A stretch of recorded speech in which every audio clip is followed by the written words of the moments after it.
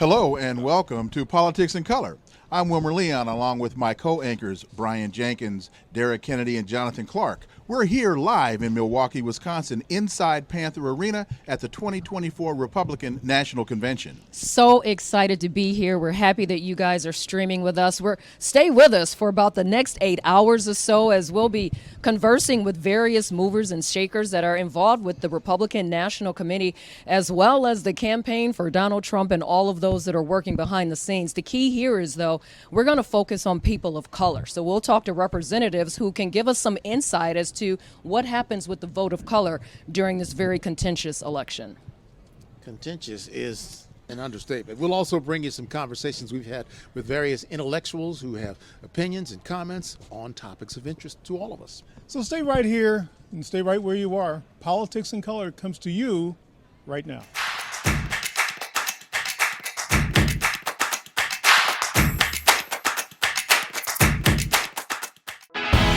In our democracy, your vote matters. It makes our community and country stronger. So make your voice heard. Get registered. Turn to your local TV and radio stations for trusted reporting on the candidates and issues. Visit vote411.org to learn what's on your ballot and make a plan to vote on or before November 5th. This message is furnished by the National Association of Broadcasters and this station.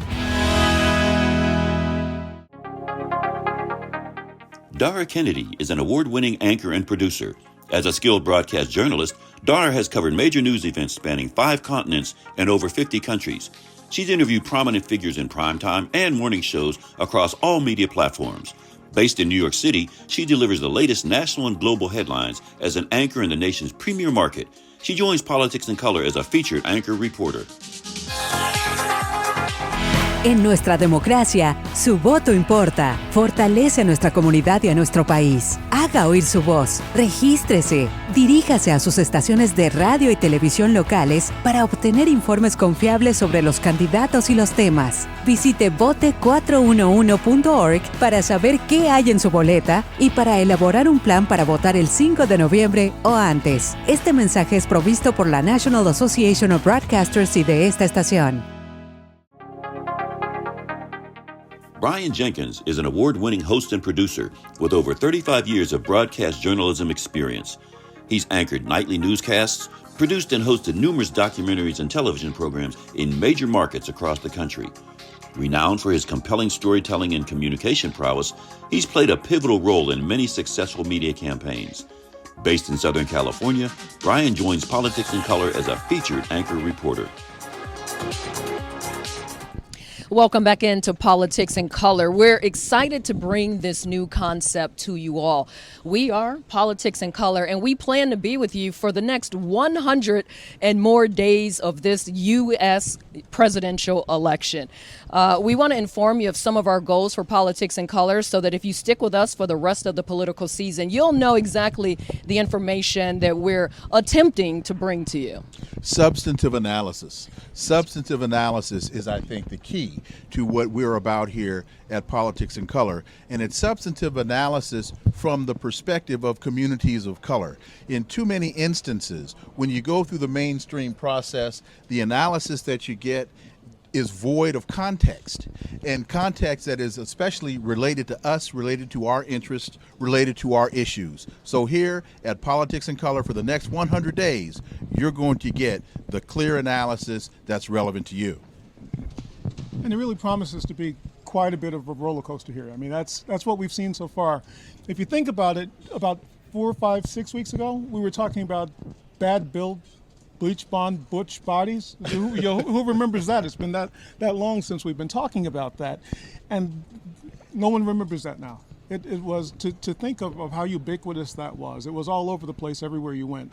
You saw that, and you don't hear anything about that today. You know, you heard about we've gone to the debate. And Joe Biden's really bad performance, and all the way to Joe Biden's version of the Clash. Should I stay or should I go? and now we're.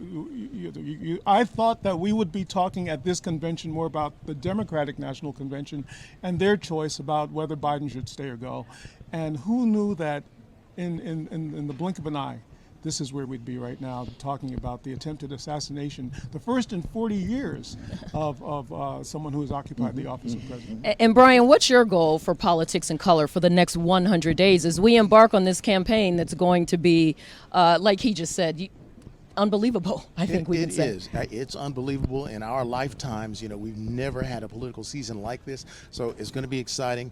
I think we're here to help you through what I call a celebration of this crazy process, electoral process that props up this thing we call democracy. You travel around the world and you tell people you're an American, and they look at you with this sense of, I got a zillion questions for you. We are the standard, and I think we live in the center of this, and we don't realize what we are to the rest of the world. People emulate us. They either copy us or they compete with us. Either way, they're watching. We have media from all over the world at this convention looking at what we're doing. And for us, we're here to be your eyes and ears and connect you with those folks over at the convention hall who are talking about things that are important to you. We're going to let you know what they're talking about. We're going to talk to them about what you're talking about, and in the process, we're going to celebrate this. So we're here to have a party. And really quickly, to Brian's point about when you travel the world and they find out you're an American and they want to ask you questions, when they obviously then see that you're an American of color, you're an African American, then they really have a whole nother set of questions that they want insight into, and it's that whole other insight is why we're here at Politics in Color. I think when we start talking about what our goals are for Politics in Color from this day forward, yes, we're at the Republican National Convention here in Milwaukee. We'll be in Chicago for the Democratic National Convention. We're traveling along with this process as it happens. My personal goal for Politics in Color over the next 100 days is to make sure that the information that we provide is information that you understand. It's information that if you're streaming us and you go to our website at politicsincolor.com, you're understanding the stories that maybe aren't as relevant to the mainstream media, but that we understand and we want to communicate. I think that's my personal goal as we move through this. There's language that some people don't know. There's left and right, and there's jargon that maybe people don't understand. There are topics that happen in the community that aren't always at the forefront, but they are important to people of color. And people of color aren't just African Americans, they are actual people of color. And so I think that's my goal, is to try and reach as many voices on a layman's term level so that we can understand going into the next 16 weeks before Election Day here in America. And for me, it's the why. It's very easy to get the what. We can get the what a whole lot of places, and a lot of times the what is not in its proper context. But one of the things that I really am looking forward to doing with this platform through Politics in Color is explaining to our audience, to our constituents, the why. Why does this matter? Why was this done? Why is this happening? And why does it matter to you? We always hear this phrase, give a voice to the voiceless. I think what our purpose here is to give an ear to the earless. We have a responsibility to be involved in the process. If your neighborhood's not how it wants, if you don't how you want, if it's the people in office are not who you want, you have an opportunity to make a difference. You have a chance. Unlike a lot of parts of the world, we can vote. We can have a decision on who's representing us and who's bringing us our services. If you want something, now you'll know how to get it, because we're going to help you. We're going to educate you so that you can make an informed decision on who you want to represent your interests. I think it's very simple. It's a big responsibility, I think, that we have and that you have, and we want you to be a part of it, so stay with us. And Wilmer, I think to Brian's point, and I think as we understand that we have this global audience, and just in America we know that there's more than 80 million black voices and more than 130 black and brown voices that we're speaking to. But we understand, and again, on our website, we kind of reach into the international politics of color as well, right? So we understand that the things that are affecting us in America, and we understand that we lead the world in these democracy election type situations, but we understand that there are issues that are happening here that could also be happening to our brown friends and people of color across the world, especially on the continent. And so I think there may be some familiarity with some of the topics that we discuss. Absolutely. And we have to understand that our politics has to mature. Our politics has to expand. We can no longer just be concerned about what's happening within our local sphere. We now even have to expand our perspective beyond our shores, because what's happening in Ukraine matters here. What's happening in Gaza matters here. The development of the Organization of the Sahel States, that matters here. How is Kenya being used to invade Haiti, and why? That matters here. If for no other reason, the presidential situation in South Africa matters. What's happening in Sudan matters. Absolutely, because if no other reason, to Brian's point, if you don't like what's happening in your neighborhood, and you start asking the questions, one of the answers to why aren't you getting your services? Oh, we can't afford that anymore. We don't have the money to do that. When's the last Or city they don't council hear you us. went to? Right. When's the last time you voted or talked to the local people who are running your town? The other thing is, and we're talking about people of color. 2045, it's projected that folks of color will be the majority, not the collective minority. So the politicians know this. Their eyes are on us. And so if we're smart, we're going to make that investment in our politics, in going out there and voting and getting involved, because that's what makes a difference. Not only do the politicians know this, but they're planning, and many would say that plotting might even be is a much better word. They're not just knowing this; they're understanding that they've been moving in directions to. Imagine if you were accustomed to being the big dude on the block, and you knew that the little guy, that 13-year-old, well, he's a little bit taller this year than he was last year. Mm-hmm. And and you remember how tall he was the year before that, and you realize this guy is growing. And if I look at his dad, I'm thinking he's about to be taller than me, and I've got to start developing some other tools to manage this guy. Whether that means taking away some of his friends, and separating him from some of his friends. Maybe practicing some skills that I don't have right now, or if I can't practice the skills and learn, or making new allies. And so I think that's part of, and I want to go back also as well to the global comment. People across, and I have an opportunity to speak with some folks on a pretty consistent basis in Turkey and also in Brazil and other places, and folks are fascinated by our system. And when you say by our system, again, we're talking about the American election, political system, electoral process. Mm-hmm, mm-hmm. It's a thing that, and so you sit down and you explain you give them the quick civics lesson, which incidentally, if any of them were immigrants and decided to come here, and they'd have to learn and probably would know better than most Americans. But so you sit down and you explain the different levels of government and checks and balances and all of that.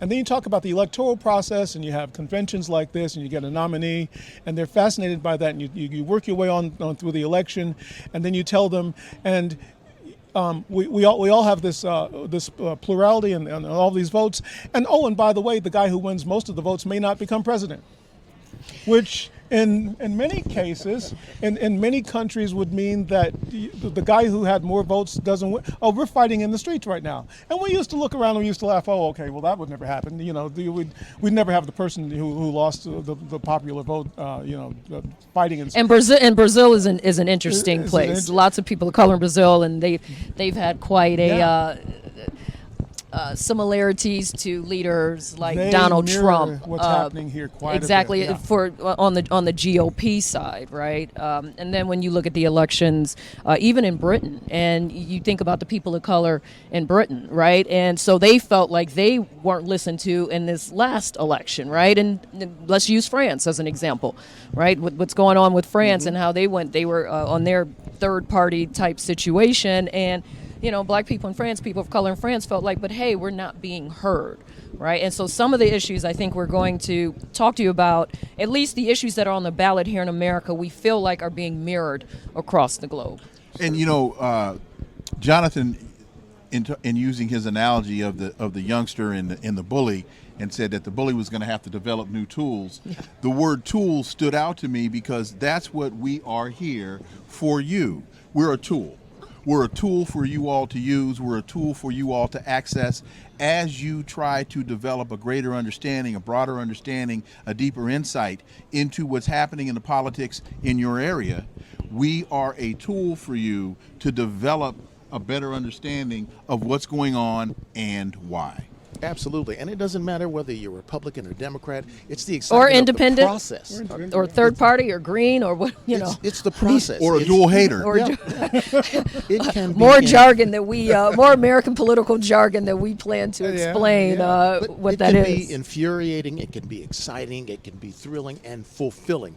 And it's a matter of taking pride in being a part of the system that runs the most powerful country in the world.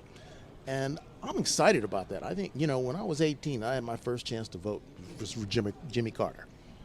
I didn't care whether he was Democrat or Republican. All I cared was I got to be a part of the process that my parents would talk about, and they were involved. And, as you get older, you see, okay, this guy has policies I like or I don't like, and you pick your party. But being a part of the process is exciting. It's an opportunity. It's a responsibility. And we're going to encourage you every step of the way during these next 100 days to take advantage of it. How can I listen to this guy and not be excited about democracy? I mean, he gives you the tingles about it all. And but I want to say, I was thinking about this morning, and here's one. As excited as you are about this, I'm a bit frightened. I've got just enough. Before we get into your fears, because There are plenty of those. Could you see it on my face? yes, and we will have plenty of time to talk about the fears. Again, we are on this stream for at least the next 8 hours, so we want you all to stay with us. We're going to hit on a lot of the topics that are on the voters' ballots, the ones that are standing out here in America. The economy is very important, and the economy matters for people of color and non-people of color. So we're going to try and bring in some experts to talk about that. We're going to get into some of the news that's happening here in America around our political process that is happening in the last few days. So let's try and maybe narrow down to some of the topics and start maybe thinking about the economy and what it means. We know that right now President Joe Biden has been touting his Bidenomics. And saying how great the economy is. We are at the Republican National Convention where the GOP begs to differ. We have a special guest that is a former SEC, Security Exchange Commission vice president, that can talk to some of the downfalls that he feels like President Biden has kind of succumbed over his last 4 years. And, you're talking about fear. The fear of the American people, the older generation, is that they could possibly lose Social Security or lose their 401ks. And this is a big topic that's going into the election on November 5th. We want to try and bring in an expert for you all to let's have a conversation with him and get his point of view as to how Bidenomics is or is not working currently and what may happen in the next election.